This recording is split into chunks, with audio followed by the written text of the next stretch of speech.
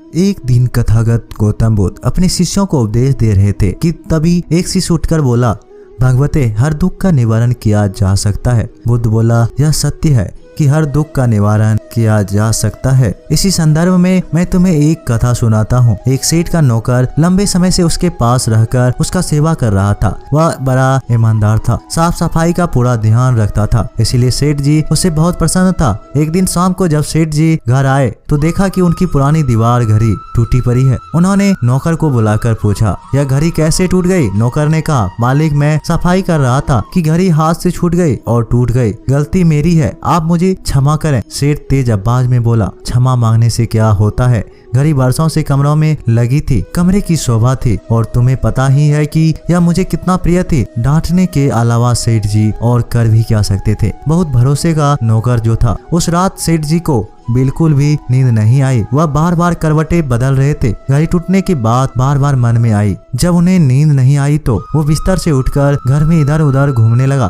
तभी अचानक उसकी नजर उनके नौकर पर पड़ी। वह खराटे ले रहा था। उससे सेठ जी को और भी दुख हुआ। उन्होंने मन ही मन सोचा, मालिक के नुकसान का इसे जरा सा ख्याल नहीं है, इसे जरा भी दुख नहीं है। ये तो आराम से खराटे ले कर सो रहा है। नौकर को इतनी शांति के साथ सोता हुआ देखकर सेठ जी को बहुत गुस्सा आया। उन्होंने अगले दिन एक प्रयोग करने का निर्णय लिया। अगले दिन नौकर ने अपना सारा काम खत्म कर लिया तो शाम को सेठ जी ने उसे बड़े प्यार से बुलाया और कहा, देखो, कल नुकसान हो गया था, इससे मैं बहुत गुस्से में था, इसी से मैंने तुम्हें डांट दिया था, पर ये जो कल की बात थी। आज मैं बहुत प्रसन्न हूँ। तुम मेरे साथ इतने दिन से हो, इतना काम अच्छा करते हो। कल ही मेरे मन में आया था कि मुझे तुम्हारी सेवा के लिए कुछ इनाम दे देना चाहिए। सोचता हूँ कि क्यों ना तुम्हें ये घड़ी ही दे दिया जाए, पर क्या करें, वह तो तुम्हारे हाथ से टूट गई। यदि नहीं टूटी होती तो आज वह तुम्हारी होती। यह कहकर उस रात सेठ बड़े आनंद से सोया और नौकर सारी रात करवटें बदलता रहा। बार बार उसके मन में एक ही बात आ रही थी, अगर घड़ी नहीं टूटता तो वह आज मेरी होती। कथा सुनकर बुद्ध बोले, अब शायद समझ चुके होंगे,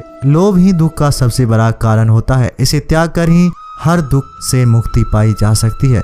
जब उस घड़ी का संबंध उस सेठ के साथ जुड़ा हुआ था तब उसके टूटने का दुख उस सेठ को ही था, क्योंकि सेठ के मन में उस घड़ी को लेकर लालच लोभ था। लेकिन जैसे ही उस घड़ी का संबंध सेठ से हटकर उस नौकर के साथ जुड़ गया, उस नौकर के मन में उस घड़ी को लेकर लगाव पैदा हो गया और घड़ी का टूटने का दुख उस सेठ से हटकर उस नौकर को होने लगा। तो दोस्तों, इस कहानी से यही सीख मिलती है कि ज्यादा लोभ करना भी पाप है। तो मिलते हैं एक नए वीडियो के माध्यम से, तब तक के लिए आप अपना ख्याल रखिएगा।